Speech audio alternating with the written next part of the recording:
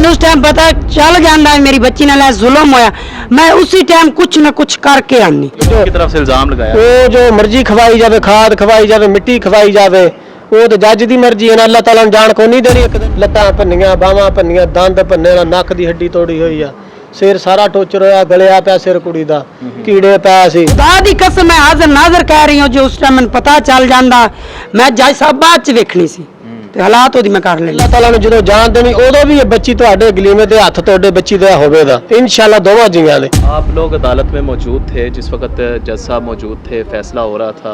उस वक्त देखा यह गया कि बड़ी आवाम वहाँ पे आई थी फैसला सुनने के लिए। तो होता यह है कि अदालत के दरवाजे बंद कर दिए जाते हैं, लेकिन उस दिन दरवाजे क्यों खोल दिए गए और किसके कहने पे खोले गए? बिस्मिल्लाहिर्रहमानिर्रहीम, अस्सलाम वालेकुम। UTV ग्लोबल के नाजरीन, मैं हूं आपका मेज़बान अमानुल्लाह कायम खानी। उम्मीद करता हूं कि आप सब खैर वाफियत से होंगे। रिजवाना केस में अहम पेशरफ्त भी हुई है और जो पहला जो टारगेट था वो अचीव हो चुका। उसमें जो है वो मुल्ज़िमा सोमिया को जो है वो गिरफ़्तार भी कर लिया गया। उस हवाले से इनके वालिदैन से भी बात करते हैं इस वक्त बच्ची की कैसी तबीयत है और उनकी तरफ से जो मज़ीद इल्ज़ामात लगाए गए हैं बच्ची के ऊपर, उस हवाले से ये क्या कहते हैं और अदालती कार्रवाई से क्या ये मुतमईन है कि नहीं। तो आइए इनसे बात करते हैं। अस्सलाम वालेकुम। वालेकुम सलाम। कैसे हैं आप? ठीक है जी। सबसे पहले तो मुझे बताइए कि बच्ची की तबीयत कैसी है अभी? हाँ जी, तबीयत तो बेहतर है थोड़ी जी, पर जख्म हों जी कच्चे सिर ते चारी दे ਉਹ ਜੇ ਪੱਟੀਆਂ ਕਰਦੇ ਪਿਆ ਉਹ ਤਾਂ ਦਿਨਾਂ ਨਾਲ ਠੀਕ ਹੋਣੀ ਜਿੱਡਾ ਟੋਰਚਰ ਕੀਤਾ। ਲੱਤਾਂ ਭੰਨੀਆਂ, ਬਾਹਾਂ ਭੰਨੀਆਂ, ਦੰਦ ਭੰਨੇ, ਨੱਕ ਦੀ ਹੱਡੀ ਤੋੜੀ ਹੋਈ ਆ, ਸਿਰ ਸਾਰਾ ਟੋਰਚਰ ਹੋਇਆ, ਗਲਿਆ ਪਿਆ ਸਿਰ ਕੁੜੀ ਦਾ, ਕੀੜੇ ਪੈ ਸੀ। ਉਹ ਤਾਂ ਸਰ ਜੀ ਜਿਨਾ ਨਾਲ ਹੀ ਆ ਤੇ ਕੋਈ ਨਹੀਂ ਚੱਲ ਪਾਲ ਵੀ ਨਹੀਂ ਪਾ ਰਹੀ ਔਰ ਬੈੱਡ ਦੇ ਉੱਤੇ ਲੇਟੀ ਰਹਿੰਦੀ ਹੈ ਤੇ ਕੋਈ ਹਾਲਾਤ नहीं साडी बच्ची ने। अच्छा, मुझे बताइएगा कि नए इल्ज़ामात भी सामने आए हैं जिसमें वो कहा जा रहा है कि जनाब वो बच्ची जो है वो मट्टी खाती थी खाद वाली, जिसकी वजह से उसके सर के अंदर ज़ख्म भी हुए, उसके अंदर ये मामला बन गए। आप लोग मुतमईन हैं उसके इस इल्ज़ाम से? सर जी बच्चा केड़ा मिट्टी खांदा, ਤੁਸੀਂ ਆਪ ਹੀ ਦੱਸੋ। ਵੱਡੀ ਸਾਰੀ ਬੱਚੀ ਆ 12 13 14 ਸਾਲਾਂ ਦੀ, ਐਡੀ ਬੱਚੇ ਕਿੱਥੇ ਮਿੱਟੀ ਖਾਂਦੇ ਆ। ਉਹ ਜੋ की तरफ से इल्ज़ाम लगाया, ਉਹ ਜੋ ਮਰਜ਼ੀ ਖਵਾਈ ਜਾਵੇ, ਖਾਦ ਖਵਾਈ ਜਾਵੇ, ਮਿੱਟੀ ਖਵਾਈ ਜਾਵੇ, ਉਹ ਤੇ ਜੱਜ ਦੀ ਮਰਜ਼ੀ ਹੈ ਨਾ। ਅੱਲਾਹ ਤਾਲਾ ਨੇ ਜਾਣ ਕੋ ਨਹੀਂ ਦੇਣੀ, ਇੱਕ ਦਿਨ ਹਾਜ਼ਰ ਨਾਜ਼ਰ ਹੋ ਕੇ ਦੇਣੀ ਆ ਇਨਸ਼ਾਅੱਲਾ। ਜੱਜ ਸਾਹਿਬ ਤੁਸੀਂ ਝੂਠ ਮਾਰਦੇ ਆ, ਇਹ ਅੱਲਾਹ ਤਾਲਾ ਨੂੰ ਜਦੋਂ ਜਾਣ ਦੇਣੀ ਉਦੋਂ ਵੀ ਇਹ ਬੱਚੀ ਤੁਹਾਡੇ ਗਲੀਮੇ ਦੇ ਹੱਥ ਤੁਹਾਡੇ ਬੱਚੀ ਦਾ ਹੋਵੇਗਾ ਇਨਸ਼ਾਅੱਲਾ ਦੋਵਾਂ ਜੀਆਂ ਦੇ। ਇਹ ਜਿਹੜਾ ਤੁਸੀਂ ਝੂਠ ਮਾਰਦੇ ਆ, ਜੋ ਵੀ ਕਰਦੇ ਆ, ਇਹਦੇ ਨਾਲ ਆਪਣਾ ਜ਼ੁਲਮ ਮੰਨ ਲਵੋ तो अपनी गिरफ्तारी दे दो तो बेहतर आ जाओ। अच्छा, एक और वीडियो जिसके अंदर वो बच्ची को दिखाया जा रहा है वो बिल्कुल ठीक है, आप क्या कहते हैं? वो इसी बच्ची की वीडियो थी या किसी और की दिखाई गई है? ये अदालत में दिखाई गई है वीडियो? हाँ जी सर जी, असी तो वीडियो देखी को नहीं, पता नहीं किसी होर बच्ची की भरी फिरदे। साडी बच्ची तो सन जो दित्ती जवारी मरी हुई दित्ती आ ना। वो जो कार जो धक्का मार के सिट के गया मेरी बेगम को, कार भजा लगा, बच्ची जमीन ते डिग गई बेचारी, ना खड़ी हुई ना कुछ न लाना न देना। अच्छा, उनकी तरफ से तो यही कहा जा रहा है कि बच्ची जो है हमने ठीक सही सलामत दी है, लेकिन एक और वीडियो वायरल हो रही है जिसके अंदर साफ देखा जा रहा है बच्ची को गाड़ी से उतारा जाता है, उसके बाद उसकी वालदा भी उसके पास जाती हैं। उस वक्त आप बताइएगा उस वक्त क्या मामला पेश आए थे तमाम तर? वो कह रही है कूड़ा करकट अपना घर ला काम कोई नहीं करती।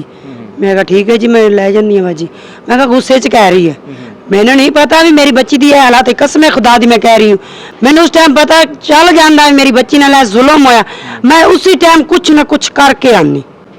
मैं ओदा गलीमा पाया, मैं जो मर्जी कर दी, मैं अपने भी मार खा लेंदी तो मैं ओदा भी हाल बड़ा बुरा कर सारी दुनिया नूं दिखा देनी सी, खिंच के बाहर ले आनी सी कार चों। उस वक्त क्यों नहीं आपको पता चला? क्या उसे कोई कवर किया हुआ था? कवर किया था, नकाब किया, सारा जिस्म ओदा लुकोया सी, बिल्कुल ही महसूस ना होवे। मैं क्या बुरका पाया, मैंने तो ये पता चला जिस टाइम बच्ची बाहर आई, उस टाइम जिस टाइम हालात वेखे उस टाइम मैंने पता चलिया भी मेरी बच्ची नाल ए जुल्म है। खुदा दी कसम मैं हाज़र नाज़र कह रही हूँ, जो उस टाइम मैंने पता चल जाता मैं जज साहब बाद च वेखनी सी ते हालात ओदी मैं कर लेनी सी।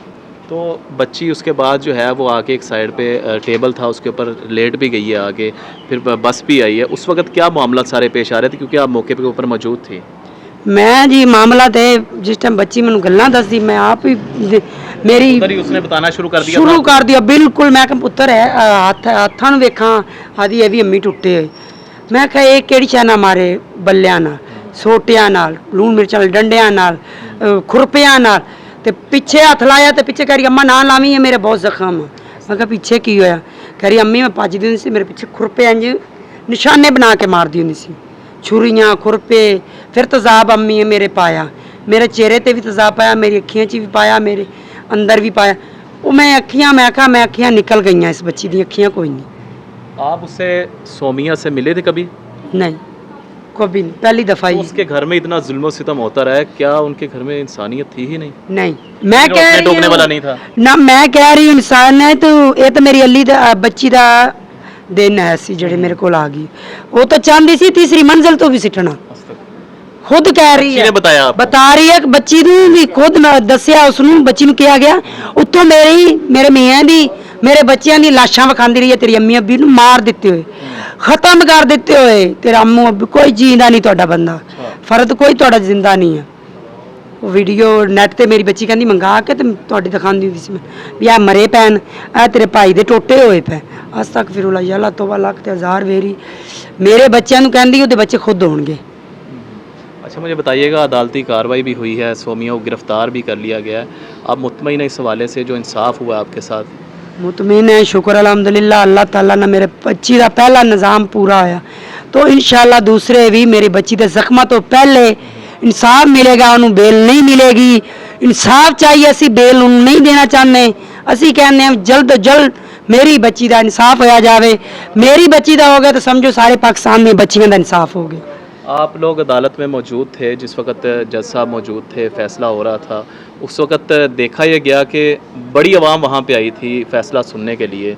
तो होता यह है कि अदालत के दरवाजे बंद कर दिए जाते हैं, लेकिन उस दिन दरवाजे क्यों खोल दिए गए और किसके कहने पे खोले गए? जज साहब ने खुद किया, वो बाहर दुनिया देख रहा सी, अस तो उहदे वाली ध्यान साडा पिछे कोई नहीं सी। जज साहब ने कहा बुआ खोल दो, जो आंदा सुने इंसाफ सुनेगा। जे इन्हां दा सच ते इन्हां नूं इंसाफ मिलेगा, जे झूठे ते इन्हां नूं झूठ करा के जाए। जो उन्होंने वीडियो दिखाई, जो बच्ची दिखाई, वो बच्ची मैंने लगता है ही नहीं मेरी, उन्होंने खुद बनाई। जिस तरह मेरी झूठी वीडियोस पेश की गई हैं, आप कह रही हैं? जी मैंने लग रही, जिस वीडियो नहीं देखी वही सामने वायरिंग हुई, उन्होंने जज साहब ने देखी है, असी नहीं देखी। जो वीडियो मैंने लगता दिखाई गई वो झूठी है, बिल्कुल फ्रॉड है। जिस तरह मेरी बच्ची ने वीडियो दिखाती रही है भी ये तेरे माँ बाप मर चुके हैं, तेरा कोई जिंदा नहीं बंदा, सारे मर चुके, इसी तरह वो वीडियो ना वो भी झूठी बना ली। अदालती कार्रवाई तो पूरी हो गई है, आप मज़ीद आपके पास जो पॉलिटिकल पीपल्स आ रहे हैं, सियासतदान आ रहे हैं और कानूनदान आ रहे हैं, डॉक्टर्स आ रहे हैं, सहाफ़ी आ रहे हैं, सोशल मीडिया एक्टिविस्ट आ रहे हैं, आपके साथ कैसा तावन उन सब का इस वक्त? अच्छा है, कह रहे हैं इंशाल्लाह इंसाफ मिलेगा, इंसाफ लेके देंगे। तो मेरा भी यही गुजारिश है सारिਆਂ से, जो मरियम नवाज खास तौर कर सकते और कोई नहीं कर सकता।